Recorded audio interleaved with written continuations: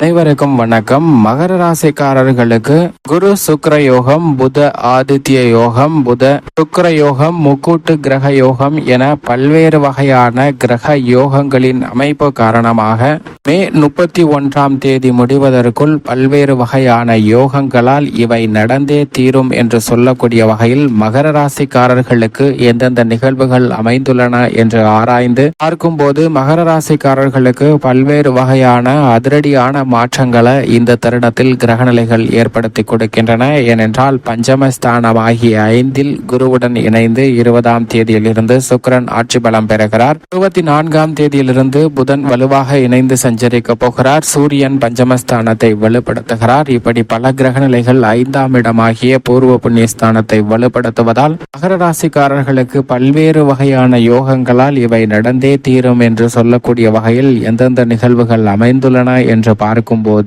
கிரகநிலைகளின் அமைப்பை ஆராய்ந்து பார்க்கும்போது மிகவும் வலுவாக கிரகநிலைகளின் அமைப்பில் அதிரடியான மாற்றங்களை ஏற்படுத்தி கொடுக்கக்கூடிய வகையிலும், அது மட்டுமல்லாது 31/5/2024 முடிவதற்குள் பல கிரகநிலைகள் இணைந்து ரிஷபராசியை வலுப்படுத்துகின்றன. அதிலும் குறிப்பாக குரு சுக்கிர யோகம் மிகவும் வலுவாக 20ஆம் தேதியிலிருந்தே குரு சுக்கிர யோகம் வலுவாக கிடைக்கிறது. புத ஆதித்ய யோகம் 24ஆம் தேதியிலிருந்து புதன் வலுவாக இணைவதால் புத ஆதித்ய யோகமும் புத சுக்கிர யோகமும் முக்கூட்டு கிரகங்களும் இணையக்கூடிய யோகமும் பல்வேறு வகையில பல வகையான யோகங்கள் நிறைந்த இந்த தருணத்தில் 31 மே மாதம் முடிவதற்குள் பல்வேறு வகையில யோகங்கள் நிறைந்திருக்கக்கூடிய இந்த தருணத்தில் இவை நடந்தே தீரும் என்று சொல்லக்கூடிய வகையில் எந்தெந்த நிகழ்வுகள் அமைந்துள்ளன என்று ஆராய்ந்து பார்க்கும் போது நிச்சயமாக கிரக நிலைகள்ல மாற்றம் ஏற்படாத கிரகங்களாக மிக வலிமை வாய்ந்த கிரகங்களாக உள்ள குரு, சனி, ராகு, கேது போன்ற கிரகநிலைகளின் அமைப்பானது பார்க்கப்படுகிறது. இதிலும் மிக வலுவாக நீதி தவறாத, நடுநிலை தவறாத, நியாயஸ்தராக செயல்படக்கூடிய சனி பகவான் மிகவும் வலுவாக ஆட்சி பலம் தனது சொந்த ராசியான கும்பராசியில் வலுவாக வீற்றிருக்கிறாருங்க. திருக்கணிதத்தின்படி அவருடைய சஞ்சார தூரத்தில் பாதிக்கு மேல் கடந்து விட்டார். எனவே இனி பல வகையில நன்மை நிறைந்து கிடைப்பதற்கான யோகம் நிச்சயமாக இந்த தருணத்தில் மிகவும் வலுவாக கிடைக்கிறது என்பதை தெளிவாகவும் துல்லியமாகவும் உறுதிப்படுத்துகிறாருங்க கும்பராசியில் வீற்றிருக்கக்கூடிய சனி. அது மட்டுமல்லாது தனது பார்வையை மிகவும் வலுவாக மேசம், சிம்மம் மற்றும் விருச்சகம் ஆகிய இடங்களில் சனி பகவான் அதீதமாக செலுத்துகிறார். சனி பகவானின் பார்வையும் பல்வேறு இடங்களை வலுப்படுத்தக்கூடிய இந்த வேளையில் பல தடைகள் விலகி புதிய வேலை வாய்ப்பு, புதிய தொழில் என பலவற்றில் நீங்கள் முயற்சி செய்யக்கூடிய விஷயங்கள்ல நல்ல நன்மை நிறைந்து கிடைப்பதற்கான யோகம் உண்டு என்பதை தெளிவாகவும் துல்லியமாகவும் உறுதிப்படுத்துகிறார். ஜீவனக்காரகன், கர்மக்காரகன், ஆயுள்காரகன் என்று சொல்லக்கூடிய சனி ஆட்சி பலம் பெற்று தனது சஞ்சார தூரத்தில் பாதிக்கு மேல் கடந்திருக்கக்கூடிய இந்த வேளையில் நிச்சயமாக அவருடைய அமைப்பின் காரணமாக நீங்கள் எந்த பணியை, உத்தியோகம், தொழில் ரீதியாக முன்னேற்றத்திற்காக முயற்சி செய்தாலும் அவை சிறப்பாக அமைவதற்கான நல்ல வாய்ப்பும் யோகமும் இந்த தருணத்தில் வலுவாக உண்டு என்பதை துல்லியமாக உறுதிப்படுத்துகிறார். இது வரவேற்கத்தக்க ஒரு அமைப்பாக பார்க்கப்படுகிறது. அது மட்டுமல்லாது ராகு மிக வலுவாக மீனராசியிலும், மோட்சக்காரகரான கேது கன்னிராசியிலும் வீற்றிருக்கின்றனர். இந்த 2 கிரக நிலைகளுமே தங்களது சஞ்சார தூரத்தில் பாதிக்கு மேல் கடந்திருக்கக்கூடிய இந்த வேளையில் இனி நிழல் கிரகங்களால் நிஜ வாழ்க்கையில் பெரிய அளவிற்கு சிரமம் இல்லை. நிழல் கிரகங்களால் நல்ல பல முன்னேற்ற வாய்ப்புகளும் அதிரடியான வெற்றிக்குரிய பல சந்தர்ப்பங்களும் நிறைந்து கிடைப்பதற்கான யோகம் உருவாகி உள்ளது என்பதை தெளிவாகவும் துல்லியமாகவும் கிரகநிலைகள் உறுதிப்படுத்துகின்றன. நிழல் கிரகங்களுடைய பங்களிப்பு இனி வரக்கூடிய தருணங்கள்ல பெரிய அளவிற்கு சிரமத்தை சந்திக்க வேண்டிய ஒரு சூழ்நிலை இல்லை என்பதை தெளிவாக உறுதிப்படுத்துகிறது. இது மட்டுமல்லாது முழு சுபகிரகமாக இருக்கக்கூடிய குரு மிகவும் வலுவாக ரிஷபராசியில் வீற்றிருக்கிறாருங்க. அவருடன் இணைந்து அதீத பலத்துடன் வலுவாக ஆட்சி பலம் பெற்று சஞ்சரிக்கிறார் சுக்கிரன். 20ஆம் தேதியிலிருந்தே ஆட்சி பலம் பெற்று சஞ்சரிக்கிறாருங்க. எனவே மே 31 முடிவதற்குள் குரு சுக்கிர யோகத்தின் காரணமாக பல்வேறு வகையான புதிய வாய்ப்புகள் கலைத்துறை, அரசியல் துறை ரீதியான பணிகளில் அபரிவிதமாக கிடைக்கும். இதுவரை இல்லாத அளவிற்கு புகழின் உச்சத்தையே அடையக்கூடிய வகையில் மிகப்பெரிய அளவில் செல்வ செழிப்பும் மக்கள் மத்தியில் செல்வாக்கும் உயர்ந்து கிடைக்கக்கூடிய இரட்டிப்பு யோகம் நிறைந்த ஒரு தருணமாக பார்க்கப்படுகிறது. பல்வேறு வகையில குரு சுக்கிர யோகத்தின் காரணமாக பாதியில் நின்ற பணிகள், தடையை சந்தித்த சுப நிகழ்வுகள் என அனைத்தையும் சிறப்பாக தங்களுக்கு சாதகமாக மாற்றிக்கொள்ளக்கூடிய யோகம் மிகவும் வலுவாக கிடைக்கிறது என்பதை தெளிவாக உறுதிப்படுத்துகிறாருங்க. ஆட்சி பலம் பெற்று சஞ்சரிக்கக்கூடிய சுக்கிரன் குருவும் பல வகையில நன்மையை நிறைந்து கொடுக்கிறார். ஏனென்றால் குரு பார்க்கின் கோடி நன்மை என்று சொல்லக்கூடிய வகையில் குருவின் சுப பார்வை மிகவும் வலுவாக கன்னிராசி, விருச்சக ராசி மற்றும் மகர ராசி ஆகிய ராசிகளின் மீது பதிவதால் பல்வேறு இடங்கள் வலுப்படுத்துகின்றன. எனவே பல வகையில் இருக்கக்கூடிய சிக்கல்கள் விலகும், நிதி சார்ந்த நெருக்கடிகளும் விலகி சிறப்பான முன்னேற்றத்தை பெறுவதற்கான யோகம் நிச்சயமாக இந்த தருணத்தில் உண்டு. அது மட்டுமல்லாது ரிஷபராசியில் சூரியனும் வலுவாக வெற்றிருக்கிறார். 31ஆம் தேதி வரை ரிஷபராசியில் தான் வலுவாக சஞ்சரிக்க போகிறாருங்க.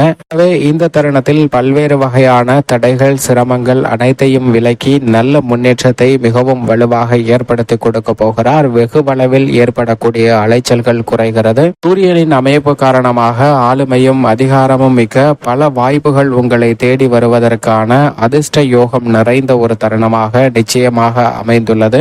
மட்டுமல்லாது வித்யாகாரகராக இருக்கக்கூடிய புதனும் 24ஆம் தேதி முதல் மிகவும் வலுவாக ரிஷபராசியில் சஞ்சரிக்க போகிறாருங்க. முக்கூட்டு கிரகங்கள் இணைவது, சுக்கிரனுடன் இணைவது புத சுக்கிர யோகம், முக்கூட்டு கிரக யோகம் என பல யோகங்களை இந்த தருணத்தில் மிகவும் வலுவாக ஏற்படுத்தி கொடுக்கின்றன. எனவே நீங்கள் எதிர்பார்க்கக்கூடிய வாய்ப்புகளை சரியான முறையில் சிக்கல் இல்லாமல் பயன்படுத்தி அவற்றின் பலனை அனுபவிப்பதற்கான யோகம் மிகவும் வலுவாக இந்த தருணத்தில் உண்டு என்பதை தெளிவாகவும் துல்லியமாகவும் கிரகநிலைகள் உறுதிப்படுத்துகின்றன. பூமிகாரகன், மங்களகாரகன் என்று சொல்லக்கூடிய செவ்வாய் 31ஆம் தேதியிலிருந்து ஆட்சி பலம் பெறுகிறார். அதற்கு முன்னதாக குருவின் ஆட்சி வீடான மீன ராசியில் வீற்றிருக்கிறாருங்க. எனவே மங்களகாரகனுடைய மாறுதலும் பல வகையில சுப நிகழ்வுகளை சிறப்பாக கைகூட்டி கொடுப்பதோடு மட்டுமல்லாது நீங்கள் எதிர்பார்க்கக்கூடிய நிரந்தர வருமானம் வரக்கூடிய வகையிலும் புதிய செய்யும் அசையா சொத்துக்கள் வாங்கக்கூடிய யோகமும் மிக வலுவாக கிடைக்கிறது என்பதை பூமிக்காரகன், மங்களக்காரகனான செவ்வாய் தெளிவாகவும் துல்லியமாகவும் உறுதிப்படுத்துகிறார். சந்திரனின் அமைப்பை பொறுத்தவரைக்கும் 23ஆம் தேதியிலிருந்து 25ஆம் தேதி வரை விருச்சக ராசியிலும், 27 வரை ரிஷப ராசியிலும், 29 வரை மகர ராசியிலும், 31 வரை சனியுடன் இணைந்து கும்பராசியிலும் சஞ்சரிக்க போகிறாருங்க. சந்திரன் விருச்சகம், தனுசு, மகரம், கும்பம் என பல இடங்கள்ல மாறி சஞ்சரிக்கக்கூடிய இந்த வேளையில் நீச்ச நிவர்த்தி பெற்று வலுப்பெறக்கூடிய சந்திரனின் அமைப்பு காரணமாக பல பணிகள்ல உள்ள தடைகள், மந்தமான சூழ்நிலைகள் விலகி ஆக்கப்பூர்வமான செயல்பாடுகளில் ஈடுபடுவதற்கான யோகம் மிகவும் வலுவாக இந்த மே மாதம் 31ஆம் தேதி முடிவதற்குள் கிடைக்கிறது. எனவே இந்த சந்தர்ப்பத்தை சரியாக பயன்படுத்திக் கொள்ளுங்கள். நவ கிரகங்களின் அமைப்பும் இப்படி இருக்கக்கூடிய இந்த வேளையில் மற்ற விஷயங்களில் எப்பேற்பட்ட மாறுதல் ஏற்படுகிறது என்று பார்க்கும் போது மகர ராசிக்காரர்களுக்கு மிகவும் வலுவாக முழு சுபகிரகமான குரு 5இல் சஞ்சரிக்கக்கூடிய வேளையில் அவருடன் இணைந்து சுக்கிரனும் ஆட்சி பலம் பெறுவது இரட்டிப்பு நன்மையும் யோகமும் கொடுக்கக்கூடிய ஒரு அமைப்பாக பார்க்கப்படுகிறது. ஏனென்றால் ராசியின் அதிபதியான சனி 2இல் ஆட்சி பலம் பெற்றிருக்கிறார். அவரது நட்பு கிரகமாக இருக்கக்கூடிய சுக்கிரனும் ஆட்சி பலம் பெறக்கூடிய இந்த வேளையில் பல்வேறு வகையான தடைகள், தாமதங்கள் பல்வேறு வகையான யோகத்தின் காரணமாக விலகுவதற்கான சாத்தியக்கூறுகளை உருவாக்கி கொடுக்கிறது. மன வருத்தம், வேதனை குறையக்கூடிய வகையில் எதிர்பார்க்கக்கூடிய குடும்பம் சார்ந்த சூழ்நிலை, பொருளாதார ரீதியான சிக்கல் போன்றவற்றில் நல்ல மாறுதல் சந்திப்பதற்கான யோகம் நிச்சயமாக உண்டு. உத்தியோகம், தொழில் என அனைத்திலும் மிக வலுவான அதிரடியான மாற்றங்களை சந்திப்பதற்கான யோகம் நிச்சயமாக மகர ராசிக்காரர்களுக்கு இந்த தருணத்தில் நிறைந்து கிடைக்கிறது என்பதை ராசியின் அதிபதியான சனி, குரு மற்றும் அவருடன் இணைந்து சஞ்சரிக்கக்கூடிய சுக்கிரன் மற்றும் சூரியன் போன்ற கிரகநிலைகள் உறுதிப்படுத்துகின்றன. சூரியன் பஞ்சமஸ்தானத்தில் இருப்பதால் தந்தை வரி உளவு முலைகள் பலப்படும். எதிர்பார்க்கக்கூடிய குடும்ப உறுப்பினர்களுக்கிடையே ஒற்றுமை அதிகரிக்கும். பல்வேறு வகையான மன வருத்தம், தடை போன்றவை நீங்கி நல்ல ஒற்றுமை இல்லத்தில் பிறப்பதற்கான யோகம் உண்டு.